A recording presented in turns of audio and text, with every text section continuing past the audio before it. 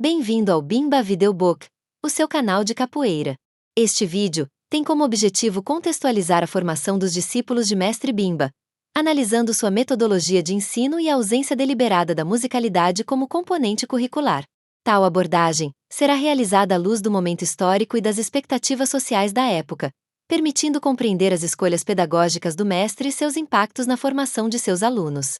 Mais do que uma análise técnica, esta edição busca também oferecer uma contribuição crítica, diante das recorrentes manifestações de maledicência, veladas ou explícitas, dirigidas ao grupo informalmente denominado Turma de Bimba. Tais críticas, muitas vezes desprovidas de conhecimento histórico e sensibilidade cultural, ignoram o papel fundamental desses indivíduos na preservação e difusão do legado de Mestre Bimba. Os integrantes da Turma de Bimba tiveram o inestimável privilégio de compartilhar o convívio direto com o mestre, tornando-se protagonistas legítimos da transição histórica que levou a capoeira regional do passado ao presente. A cada ano, esse grupo se reduz, reforçando a urgência de reconhecer, registrar e valorizar suas trajetórias enquanto ainda é possível fazê-lo. Atualmente, a Turma de Bimba é um conjunto de cerca de 30 veteranos, uma elite de iniciados cujas idades majoritariamente se situam entre os 70 e 80 anos. Este dado etário sublinha a profundidade histórica de sua conexão, remontando a uma época em que o Mestre Bimba ainda estava ativo e consolidando seu legado.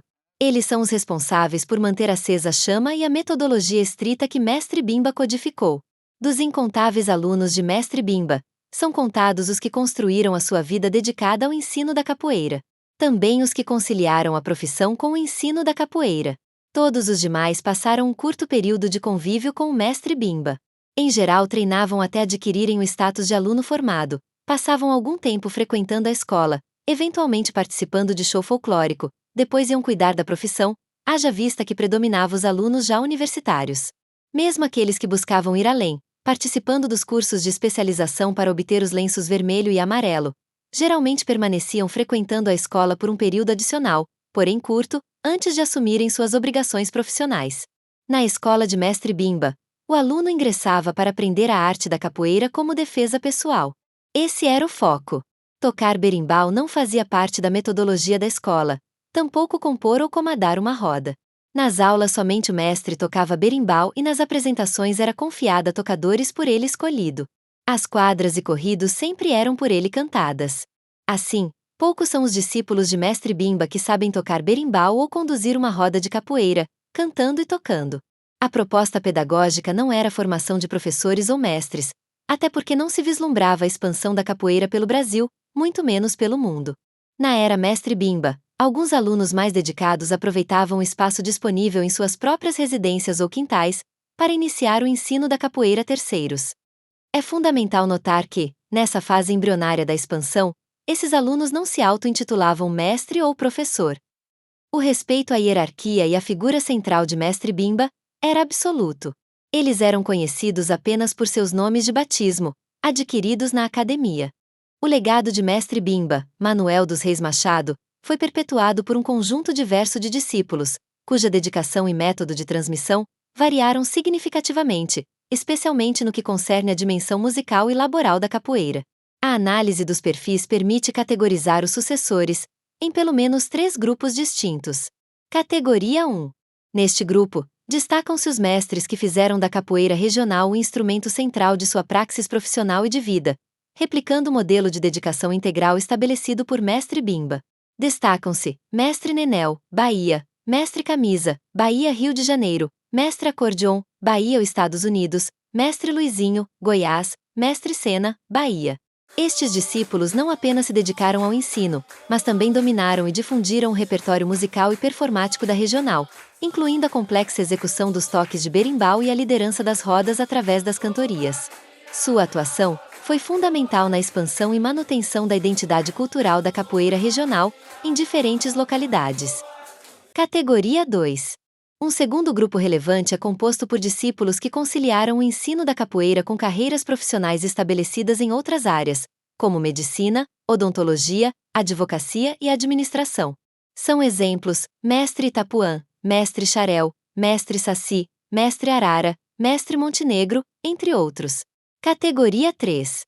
Um caso singular é representado por indivíduos que possuíam alta proficiência em um aspecto da arte, mas que não se dedicaram à docência.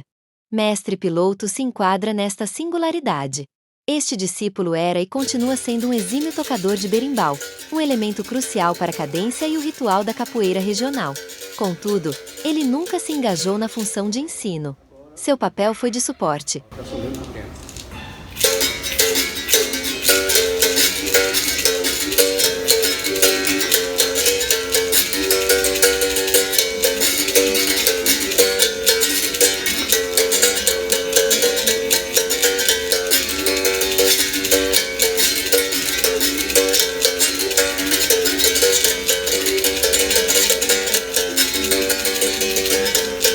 Em suma, a continuidade do legado da capoeira regional foi moldada pela interação desses diferentes perfis.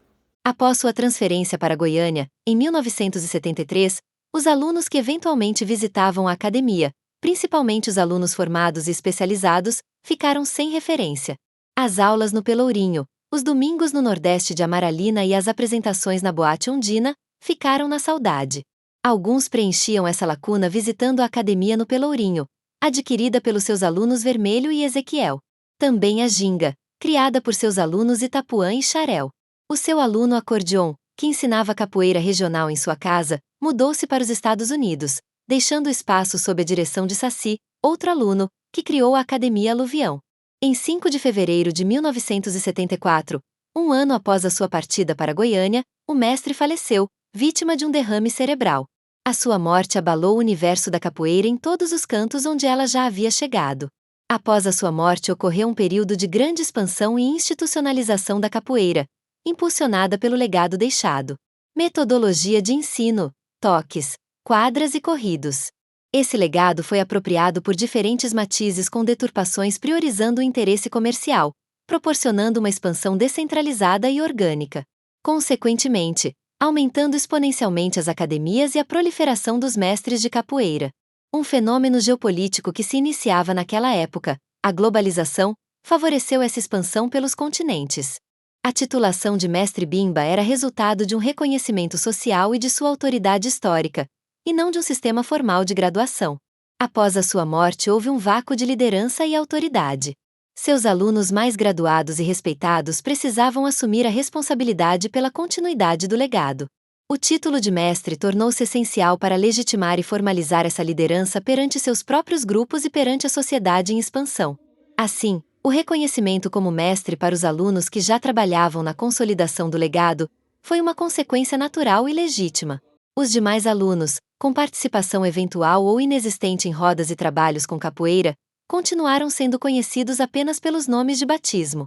A metodologia de graduação criada por Mestre Bimba consistia em lenço azul, concedida ao aluno que dominava os fundamentos técnicos. Lenços vermelho e amarelo, obtidos por meio de cursos específicos. Lenço branco, critério particular definido pelo próprio Mestre Bimba, concedido a alunos em reconhecimento a méritos ou serviços relevantes, sem necessariamente implicar funções ou obrigações.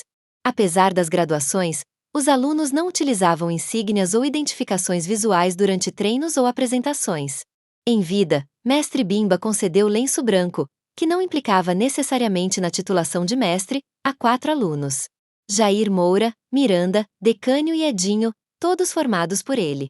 Há uma narrativa que associa o lenço branco à titulação de mestre charangueiro, concedido ao aluno com capacitação técnica comprovada através da conquista dos lenços azul, vermelho e amarelo, com conhecimento dos toques da capoeira regional, e com habilidade em reproduzi-los através do berimbau.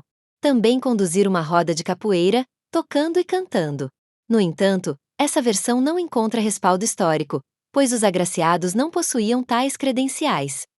Ainda em vida, Mestre Bimba reconheceu como mestre de capoeira regional um aluno de Goiânia, responsável por sua transferência para aquela cidade. Ao partir, deixou com Decânio, seu aluno lenço branco, 16 certificados assinados para serem entregues a alunos que, conforme avaliação realista, realizavam trabalho com capoeira.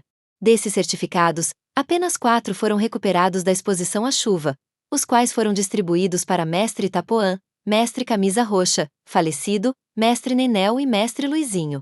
Esse reconhecimento através de documentos oficiais corroboram a qualificação do lenço branco como título honorífico, não significando graduação, apenas um reconhecimento por trabalhos especiais.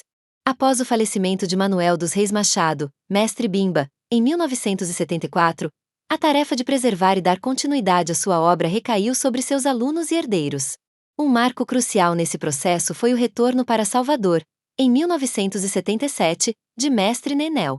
A formalização do legado teve início com a criação da Filhos de Bimba Escola de Capoeira, em 1986.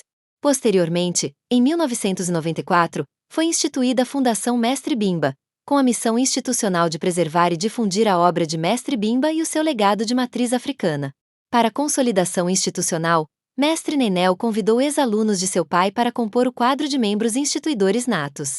Este processo de reconhecimento formal impulsionou a identificação, localização e reengajamento dos discípulos mais antigos.